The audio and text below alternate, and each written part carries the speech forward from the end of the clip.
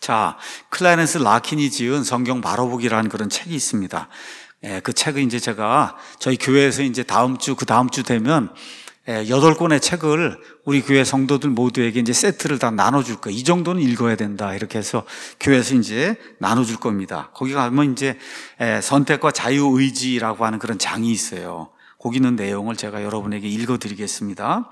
성경의 모든 예언은 하나님의 미리 하심에 기반을 두고 있으나 예언 자체가 사람의 행위나 사건들을 미리 결정짓지 않습니다. 성경은 앞날에 일어날 일들에 대한 예언이 들어있는데, 그렇죠? 이 예언 자체 때문에 사람의 행위나 사건들이 미리 결정되지 않는다. 하나님은 아담이 타락할 것과 가룟 유다가 예수님을 배반할 걸 미리 알고 계셨어요. 그러나 그들이 무엇을 할지 하나님이 미리 하신다는 사실이 그들로 하여금 그들이 했던 일을 반드시 하도록 강요하지는 않았습니다. 그들은 스스로 원했기 때문에 그 일들을 했으며 하나님은 그들이 선택한 일들에 대해 그들이 책임을 지게 하신 거예요. 가룟 유다가 배반하는 그 일 하나님 미리 아셨어요. 그렇죠? 그런데 배반하도록 만들지 않으셨다는 거예요. 그럼 궁극적인 책임은 누구에게 있는 거예요? 가룟 유다에게 있는 거예요. 가룟 유다에게.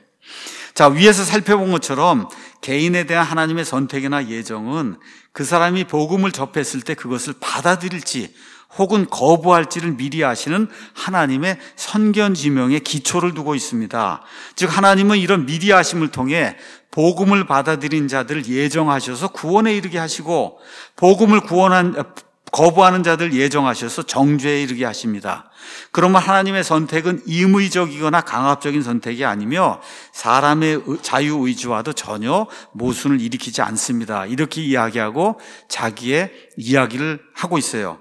예를 하나 들겠습니다. 하나님은 영원전 이 세상을 창조하시기도 전에 지금 이 글을 쓰고 있는 저는 라킨입니다. 제가 1850년 10월 28일에 태어날 것을 하나님이 미리 아셨어요.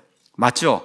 그러고 나서 1869년 5월, 그러니까 19살 되는 그 해 어느 저녁에 YMCA 기도 모임에서 예수 그리스도를 내 구원자로 받아들여 구원받게 될 것을 하나님이 미리 아셨어요. 언제? 영원 전에 이미 알고 계셨어요. 그리고 그렇게 미리 아신 대로 그분께서는 필자 이 클라렌스 라킨에게 영원한 생명을 정해주시고 어린 양의 생명책에 제 이름을 기록을 했습니다.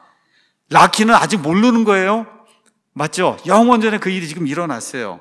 또한 그분께서는 제가 예술적 재주를 갖고 태어나 선도의 형식으로 성경의 진리를 제시할 것을 미리 아시고 클라렌스 라킨이 기계공학을 전공한 그래서 제도를 잘 할 줄 아주 유명한 그런 분이에요. 성경에 나오면 모든 그런 진리를 제도 이걸 사용해서 그림으로 다 그려갖고 이렇게 해서 제시를 했단 말이에요. 이걸 미리 아시고 그 목적을 위해 성령님을 통해서 말씀을 바르게 나누는 데 필요한 지혜를 제게 주셨습니다. 그래서 저는 하나님의 은혜로 허락을 받아 이처럼 성경에 대한 책들을 쓰고 출판하게 됐습니다. 제가 지금 고백하고자 하는 것은 비록 제가 종교적 성향을 많이 갖고 태어났지만 자연적으로, 즉 나 자신의 내적인 힘으로 예수님을 받아들일 수는 없었으며 제 밖에 있는 외부적인 힘, 즉 성령님께서 일하셔서 저를 그리스도께로 인도했다는 점입니다. 이런 의미에서 저는 저 자신이 하나님의 택하심과 부르심을 받은 사람임을 인정을 합니다. 그러나 그렇다고 해서 제가 어떤 힘에 의해 저의 자유의지에 역행하면서 그렇죠. 이런 일을 하게 됐다고 주장하는 것은 결코 아니다. 이 모든 것은 제가 자발적으로 한 것이면 이 사람 편에서는 너무 좋아서 예수님을 믿게 됐고 너무 좋아서 온 삶을 바쳐서 그림을 그리고 하고 사람들에게 복음 선포하는 그런 일을 했다는 거예요. 그래서 이 모든 것은 제가 자발적으로 한 것이며 저의 소망과 부합합니다. 제가 원하는 걸 저는 했다는 거예요. 그래서 저는 하나님의 주권적 의지와 사람의 자유의지가 조화를 이루는 관계에 있다. 저는 그렇게 믿습니다. 여러분 이해하셨어요? 제가 말씀을 드린 게 이거를 잘 이해를 해야지. 그렇지 않으면은 그러면 사람이 로봇으로 전락하는 이런 일이 발생한다는 거죠. 자유의지에 대해서 이분이 이렇게 썼어요. 그리스도를 통한 죄들의 용서가 모든 사람들에게 선포됐어요. 일부에게는 선포된 게 아니라 세상 모든 사람들에게. 또 하나님께서 모든 지역에 사는 모든 사람들에게 회개하라고 명령하세요. 사도행전 17장 30절 보면 우리가 사람들에게 모든 사람들에게 하나님과 화목할 것을 간청해야 한다. 고린도후서 5장 18절 20절 성경이 지금 그렇게 이야기하고 있잖아요. 그렇다면 분명히 그리스도께서 십자가에서 이루신 사역은 선택받은 자들에게만 제한적으로 적용되지 않습니다. 하나님은 사람을 조롱하는 그런 분이 아닙니다. 하나님께서 누구든지 자기에게 나오는 자들을 구원을 주시겠다고 약속하셨으면 그것은 진실한 약속임에 틀림이 없다. 그래서 뭐라 그래? 누구든지 그를 믿는 자는 구원받는다 그러면 누구든지 구원받을 수 있는 거예요. 예수님 앞에 나오면은. 그렇죠? 하나님께서 어떤 사람을 구원하려고 택하셨으므로 그가 믿든지 믿지 않든지 구원받을 것이라고 생각하는 것은 큰 잘못입니다. 그 사람 역시 하나님께서 정하신 구원의 방법을 통해 구원을 받아야 됩니다. 이제 중요한 말이 나옵니다. 당신이 하나님의 선택의 후보자가 되지 못한다면 결코 선택받을 수 없어요. 맞는 말이에요. 그런데 그런 일은 생기지 않는다는 거예요. 왜냐하면 하나님이 이렇게 말씀하시기 때문입니다 하고 이제 중요한 말을 지금 기록하고 있어요. 선택받은 자들은 다 구원받기를 열망하는 자들이고 선택받지 못한 자들은 구원받기를 열망하지 않는 사람들입니다. 이게 성경이 이야기하는 구원이에요. 맞습니까? 저와 여러분이 구원받기를 원치도 않는데 하나님이 내 의지와 상관없이 넌 무조건적으로 구원이고 구원 받아야 되겠습니다. 그냥 열심히 하는데 너는 처음부터 지옥이야. 암만 얘기해도 넌 안 돼. 이렇게 하면 안 된다는 거예요. 이해하시겠죠? 그러니까 선택받은 자는 다 구원받기를 갈망하는 자들이고 선택받지 못한 자들은 구원받기를 갈망하지 않는 사람들이다. 오늘 결론의 말씀 드리겠습니다. 오늘 구원에 관해서 하나님의 미리 하심, 예지, 예정, 선택에 대해서 말씀을 드렸어요. 구원에 관한 한 하나님의 예지, 예정, 선택은 이렇게 되어 있는 거예요. 미리 하심에 근거해서 하나님이 사람들을 선택을 하고 그 다음에 예정하시는 거예요. 맨 처음에 나오는 게 하나님의 미리 하심이다. 이건 제 이야기가 아니고 이게 그냥 성경 전체가 이야기하는 거예요. 미리 하심. 이거를 빼고 자기 주장을 하기 위해서 이걸 빼고 그냥 선택과 예정을 하면 그럼 다 되는 거예요. 뭐든지 다 될 수 있어요. 근데 그게 아니라 하나님의 미리 하심이 제일 먼저 나온다. 사람의 의지와 상관없이 하나님이 무조건적으로 사람들 예정하고 선택하는 그런 일을 하지 않습니다. 그런 일을 하면 인간이 책임질 게 하나도 없잖아요. 내가 하지도 않았는데 그 지옥에 놓으면 그러면 모든 책임은 하나님에게 있는 거죠. 그렇지 않습니까? 그럼 인간의 자유의지 책임 이런 게 다 없어지게 되는 거예요.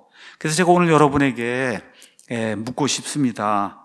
여러분은 의지적으로 예수님만이 나의 구원자시오 주님이라고 마음속으로 받아들인 일이 있습니까?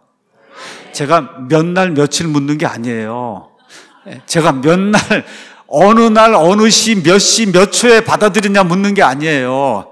정확하게 그 날은 하나님만 아시는데 그 날이 있었냐고 묻는 거예요. 제가 여러분에게 의지적으로 주여 믿습니다. 하나님이 그냥 무조건적으로 나 선택했으니까 어느 날 난 구원받을 거 이런 거 아니고 복음이 전달이 될 때 정말 예수님의 그 십자가의 보혈의 공로 외에는 내가 구원받을 수 없는 죄인이구나 이게 느껴져서 맞습니다 주님. 제가 주님만이 저의 유일한 구원자시고 주님이신 걸 제가 믿고 내 모든 걸 다 버리고 예수님만 신뢰합니다 하고 그리고 예수님께 100% 베팅하는 그런 날이 있었냐? 있었습니까 여러분? 그렇게 돼야 여러분과 제가 구원받는 거예요. 그렇게 해야만 하나님 편에서 봤을 때는 저와 여러분이 이미 창세전에 선택이 되고 예정이 된 거다. 이해하시겠죠? 하늘의 처소들에 있는 모든 복, 이 에베소서에 가서 보면 그 스케일이 보통이 아니에요. 보통 우리 한번 가서 제가 읽어드리겠습니다. 여기 4장에 가서 보면 4장 18절에 모든 성도들과 함께 너비와 길이와 깊이와 높이가 어떠함을 깨닫고 하나님이 우리에게 베풀어 주신 구원, 영원한 복 이게 어느 너비와 길이와 깊이와 높이 이거 4차원의 거잖아요 지금. 이런 걸 깨닫고 지식을 뛰어넘는 그리스도의 사랑을 알 수 있어 하나님의 모든 충만하심으로 충만하게 되기를 원하는. 여러분 다른 서신서에 이러한 그 위대한 스케일에 이러한 복이 없어요. 그래서 지금 여기 가서 보니까 이제 우리 안에서 일하는 권능에 따라 우리가 구하거나 생각하는 모든 것 이상으로 심히 넘치도록 할 수 있는 분께, 곧 그분께 영광이 그리스도 예수님을 통해 교회 안에서 모든 시대에 걸쳐 끝없는 세상에까지. 여러분 이거 읽어보시면 바울이 얼마나 강조를, 예수 그리스도 강조하고 이 스케일이 그냥 위대하게 풀어갖고 그렇게 강조하는 걸 우리가 볼 수 있잖아요. 다른 서신에는 없는 거예요. 이게 에베소서에만 이와 같은 그 웅장한 그런 그 스케일에 하나님의 구원과 그 영적인 그런 복이 들어있는 거다. 이런 것들을 기억하시면서 오늘 집에 가시거든 에베소서 1장 1절부터 7절 한번 쭉 이렇게 읽으시면서 하나님이 내게 베풀어 주신 은혜가 어떤 것인가 이걸 한번 묵상하고 그리고 하나님께 깊이 이렇게 감사드리는 그런 시간을 갖기를 원합니다. 기도하고 마치겠습니다.